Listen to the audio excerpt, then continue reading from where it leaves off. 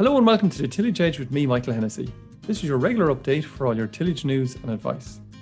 Harvest is now a very stop-start affair, with ripe crops now starting to stack up. However, the weather gives farmers a little bit of a chance to take a breath and look at next year. Oilseed rape prices have rocketed up this year and are now well over €520 a tonne. Although the forward prices don't look quite so good, there's still a huge improvement over other years. This has sparked interest to existing growers to continue with the crop, and for new growers maybe to try out the crop this year again. Despite the crop being in the ground for nearly 11 months, there are some critical management areas which a grower needs to get correct before planting to ensure a high-yielding crop. I'm delighted to be joined by Ciaran Collins, a tillage specialist based in Cork, to give us some information on oilseed rape. Ciaran, you're very welcome to the Tillage Edge. I first want to ask you, Ciaran, around the harvest and how it's going at the moment.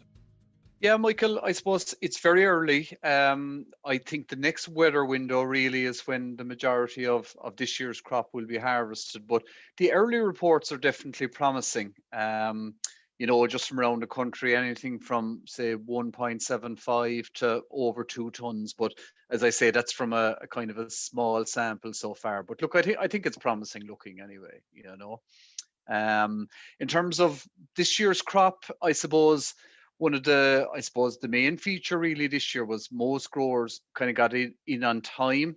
And, I think the winter was relatively kind to rape in the sense we didn't have a lot of pigeon grazing, which can often set crops back in the spring. And I suppose then we had a very long flowering period there, in March and April and into May there, which actually coincided with some of the frosts, but it appears that the rape just produced enough flowers, and that the frost didn't appear to have any major impact, we think anyway, Okay. So when we switch down and we start looking already, I suppose, to next year's crop, the prices, I suppose, are pretty optimistic, certainly for this harvest. How are the prices looking going forward, and how does that reflect back onto the margins? Yeah, I think, Michael, there's good interest from growers in rape, and I suppose maybe there's a few reasons for. One is, as you said, the forward prices look favourable. I mean, it's hard to get an exact figure, but you're certainly looking in excess of 400 at the moment, maybe up to 420, 430 possibly. Which obviously is a big benefit. The fact that winter barley fields are cleared, I think, is another major advantage as well, because often, we can get bad weather and straw can be in the way and stuff. So I think those two factors, are going to impact on the area grown, which you would expect to increase. So I suppose the one negative maybe from last year is the price of fertilizer, and particularly nitrogen, obviously, which we would be using a lot of in rape. So that looks like it's going to be a good bit more expensive. So that will eat into the margin. But I suppose rape will be competitive with other crops, certainly will be very, very competitive. Just kind of provisional margins that we're looking at, a 5-ton crop had been around €770 per hectare. So that will be up a good bit on last year, And I suppose then there is the knock-on benefit in the following crops as well from the benefit of a break crop in the rotation, Yeah, it's more than just the 1 year, as they say.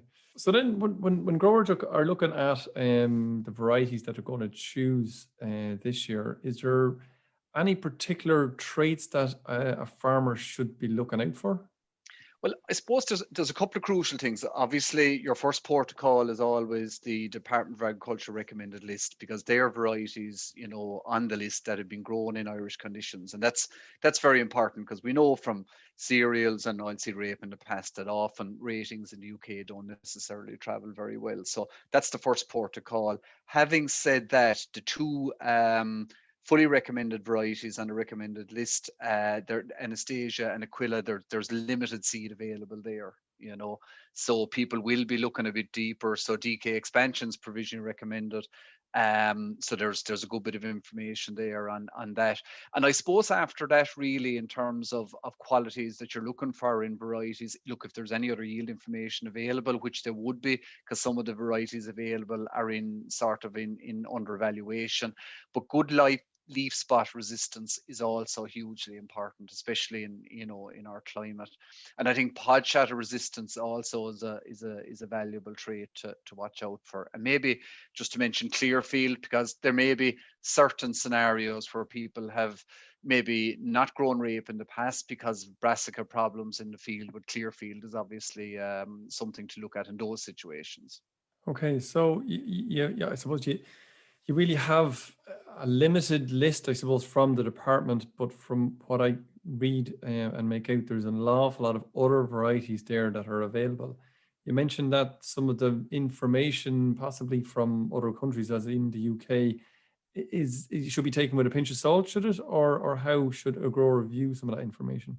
I no, I think the information is useful. It certainly is, particularly I suppose in relation to disease and that, but I suppose yield and can vary, in different conditions. So, the climate in Cork or Meath can be quite different to maybe the south of England or where some of those trials are carried out. So I suppose you certainly would look at when you're looking at, whether it's the HDB list or that, you certainly would try and, compare them with varieties that you'd be familiar with and where they rank with those varieties. I suppose really that would be the crucial one. But to be fair, on the department list, there are a good few of the varieties that are on the market this year are actually in the system. So you will pick up some yield information there as well, which should be very useful.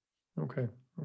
So you mentioned back a little bit before about nitrogen and the cost of nitrogen has gone up a bit. And I suppose that maybe works in a little bit to the next question, which is around sowing date. And what would you think is the ideal sowing date, or how much maybe does it vary between Meath and Cork, even as the end of that question?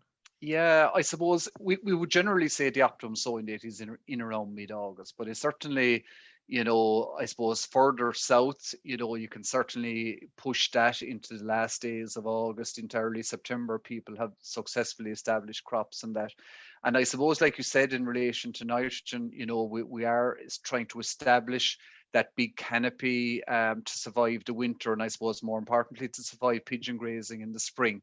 And obviously when you have late sowing, you just don't get the temperatures to develop that canopy, and crops can be subject to pigeon grazing, and you end up spending a lot more nitrogen to make up the ground. So I suppose what you really want the crop to do, is to pull as much nitrogen as possible from the soil, and sowing date is a big influence on that. So I would say, Michael, probably for growers in the north of the country, probably, from mid-August on, with a little bit more flexibility the further south you go. But certainly once you start getting into September, you're on risky territory after that, really. So essentially, Ciaran, I suppose really what you're saying is that it's an August sowing crop really in most circumstances. And just on that, can you sow it too early? You can. Yeah, absolutely, because you can build this big canopy. If you sow it, say today, you will build a big canopy, but then it becomes difficult to manage, particularly in terms of disease, and that you've early flowering very early in the spring and that as well. So there is a balance to be struck there, and I would say from kind of mid-August generally would be ideal for growers. So there's a little bit, I suppose, of growers out there this year following on from the straw chopping scheme, and there might be considering putting in the rape into those fields. Is there any considerations which should be factored into planting into fields like that? Yeah, there certainly are. I suppose, generally speaking, I suppose winter oilseed rape would follow winter barley. So, and I suppose winter barley is probably the least likely crop that would have been chopped. But certainly there may have been situations where it may have occurred. So, look, obviously the principles of good chopping and good spreading are essential, because that makes the straw more easily worked into the soil. I think from one of the crucial things, if there is a good volume of straw on the surface, that can inhibit germination if it's too near the surface. So maybe working at a slightly greater depth may help in situations where the straw volume is high, to distribute that straw in a larger layer of the soil, which obviously will mean that you'll have less maybe near the surface when seeds are emerging. So that would be certainly one of the considerations, I would think. Okay, and would slugs, do you think, be any sort of a consideration there, given all that straw is there, do you think? Yeah, absolutely. Look, chopping straws is certainly a factor in terms of increased slug numbers. Look, rolling And again, I suppose monitoring for slugs with traps and that, which I think we should do, with rape anyway, because obviously, slug rape is susceptible to slug damage. So I think look in those situations, most good vigilance with maybe slug traps and that, just to monitor what way things are going. Okay.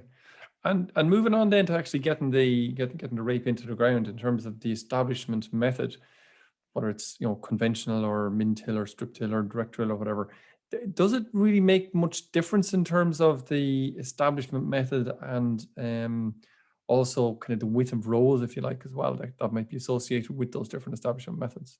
Yeah, I suppose it's often tempting to use the likes of min-till or strip till, because farmers are often trying to balance harvesting grain and baling straw when in that mid to end of August period when we're trying to sow rape. So a quick method is often favoured.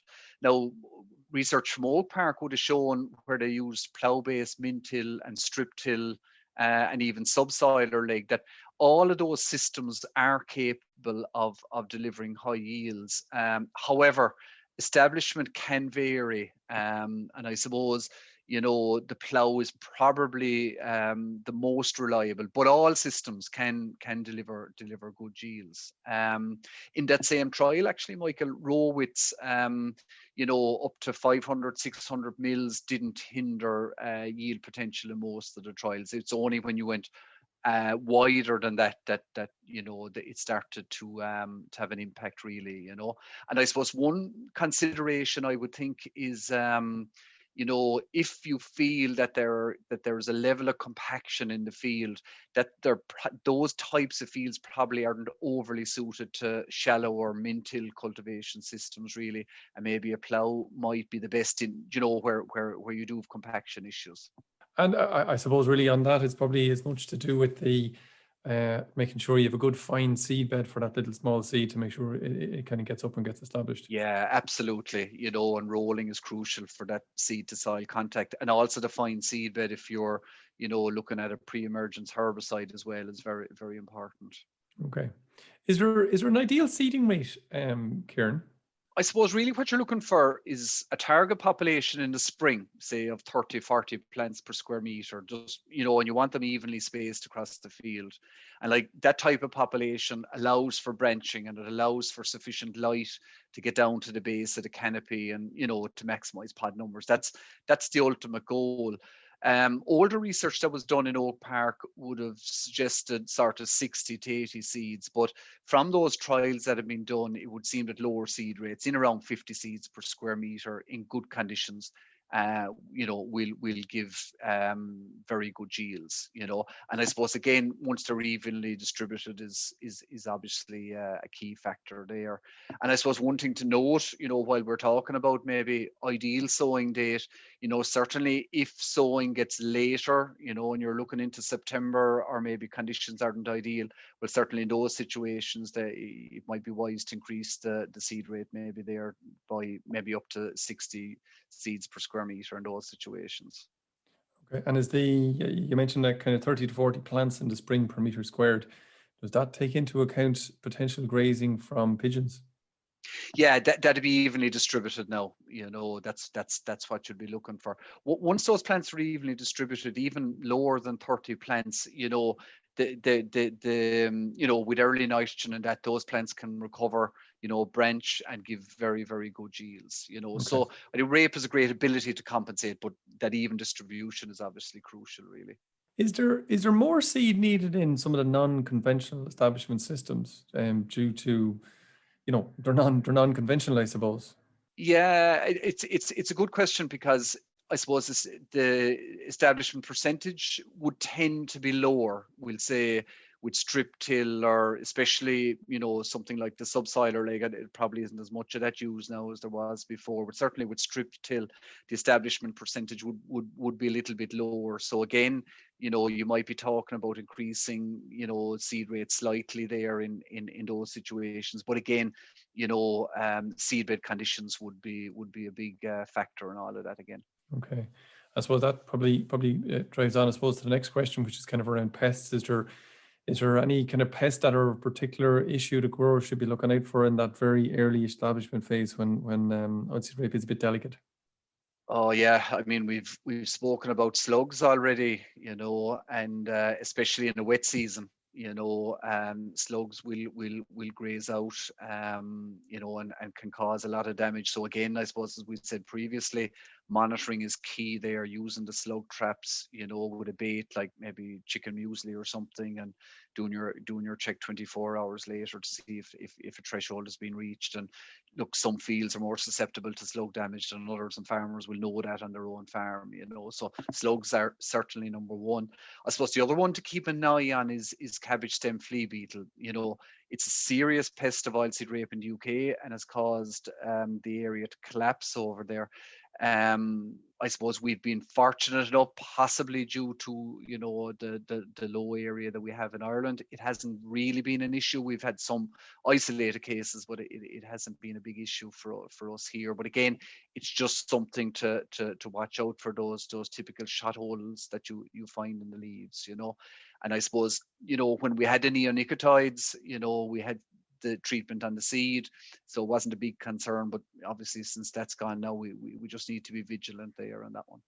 And how far along, Ciaran, is there a really susceptible phase? Are you trying to get it to the 2 to 3 pairs of true leaves, or is you need to keep an eye on for a bit longer than that? You are really, once you get to that stage, the crop's ability to survive is much better. Really, I suppose the thresholds are much lower. Are obviously at when the plant is at cotyledon stage and that. Okay. So obviously there's another consideration there in it as well in terms of weed control. There's, I suppose, different ways of going about it, starting from kind of pre-emerge before the crop comes up all the way up to a little bit later on. Do you have a view as regards which is the best way to go, or is it a bit more farmer or field specific? I think it is really. I suppose the pre-emergence herbicide, with metazoclor, which would be like the catamaran turbo or Legion butas and those type products, do offer a very good broadleaf weed spectrum.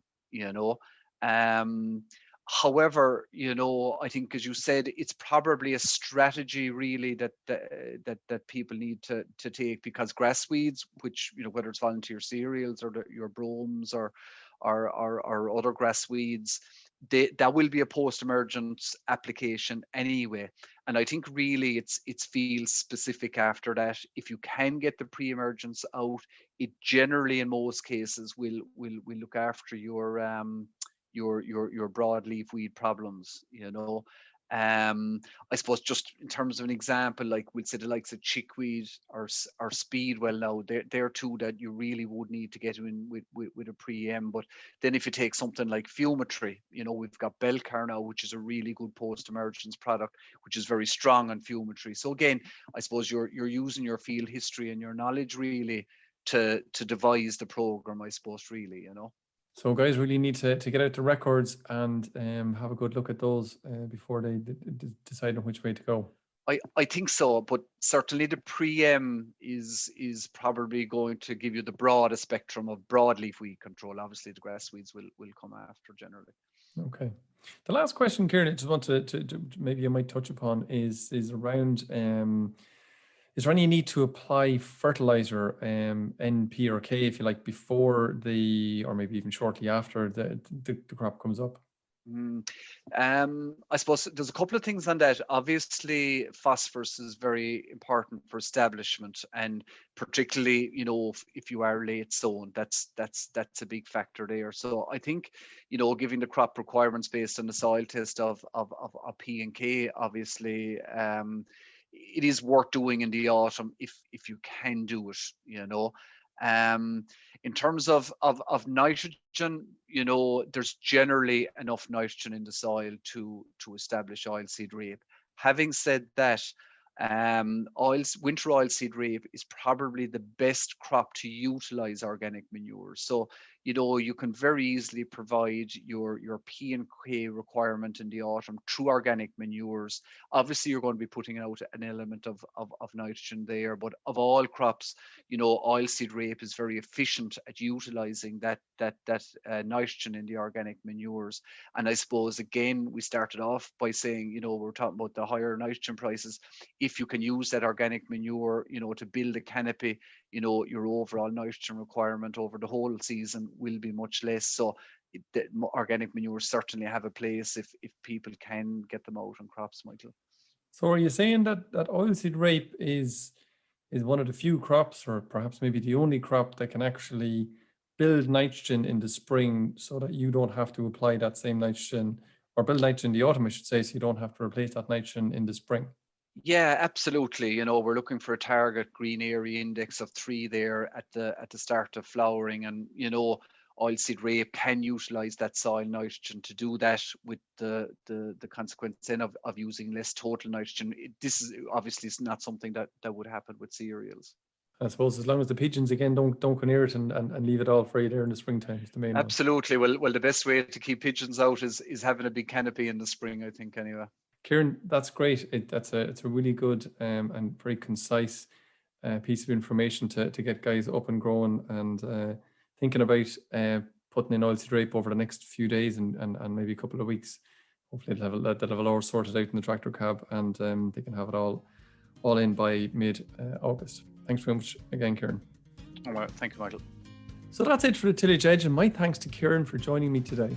I have mentioned farm safety for the past few weeks, and I think it's worth mentioning it again, especially as children are still on their holidays and are always potentially closer to operations than you might like.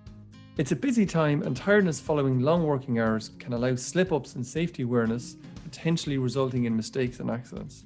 So take regular breaks and keep safety for yourself, your loved ones, and your employees to the forefront of your mind. So finally, don't forget, if you like this podcast, and recommend it to a friend or colleague.